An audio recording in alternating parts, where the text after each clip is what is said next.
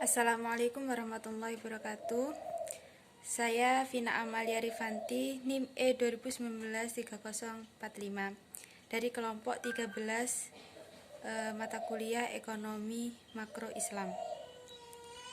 Di sini saya akan menjelaskan materi mengenai keseimbangan agregat demand and agregat supply.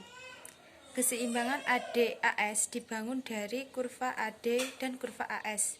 Masing-masing kurva menunjukkan karakteristik yang berbeda, sesuai dari mana persamaan untuk masing-masing diturunkan. Kurva AD dipengaruhi oleh jumlah uang beredar, belanja pemerintah, dan pajak.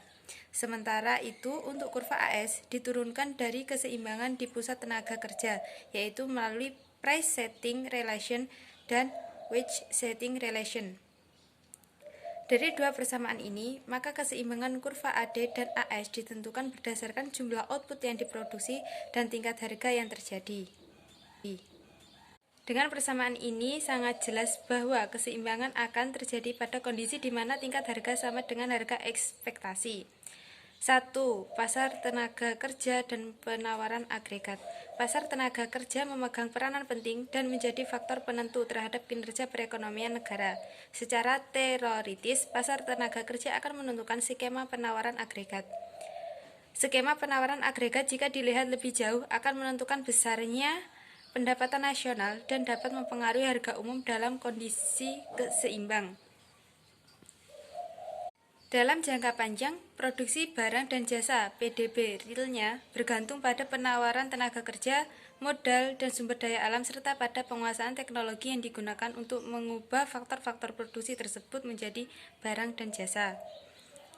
Sedangkan untuk kurva penawaran agregat jangka pendek bergantung pada tingkat harga harapan karena ketika tingkat harga menyimpang dari yang diharapkan dapat membuat output menyimpang dari tingkat alamiahnya sehingga memberikan dampak bagi pengurangan tenaga kerja hingga produksi.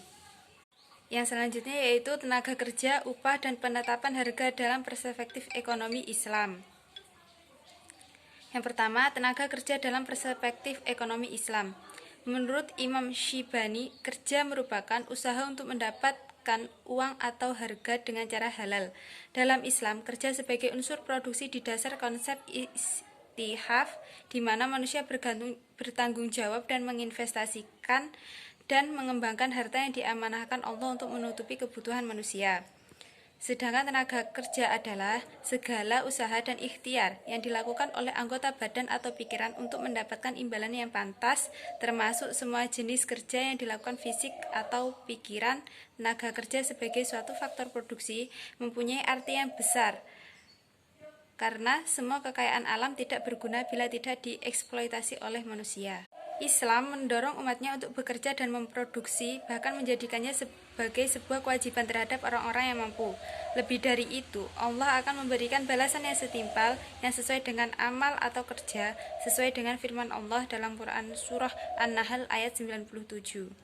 Yang artinya, barang siapa yang mengerjakan amal soleh, baik laki-laki maupun perempuan dalam keadaan beriman, maka sesungguhnya akan kami berikan kepadanya kehidupan yang baik, dan sesungguhnya akan kami beri balasan kepada mereka dengan pahala yang lebih baik dari apa yang telah mereka kerjakan. Sedangkan dalam hadis Nabi yang berkaitan dengan bekerja dapat dikemukakan antara lain.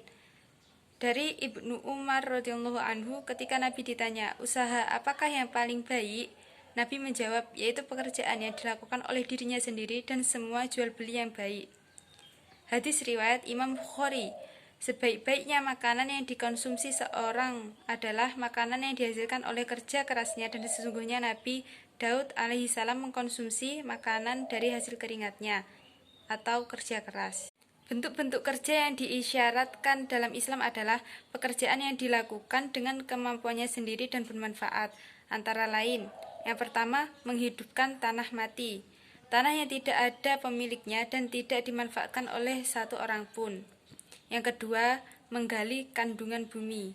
Yang ketiga, berburu. Yang keempat, makelar atau samsarah. Yang kelima, perseroan antara harta dan tenaga, mudorobah. Yang keenam, mengairi lahan pertanian, musakot. 7. Kontrak tenaga kerja. Sekian sedikit penjelasan materi dari saya. Mohon maaf apabila ada banyak kesalahan. Terima kasih. Wassalamualaikum warahmatullahi wabarakatuh.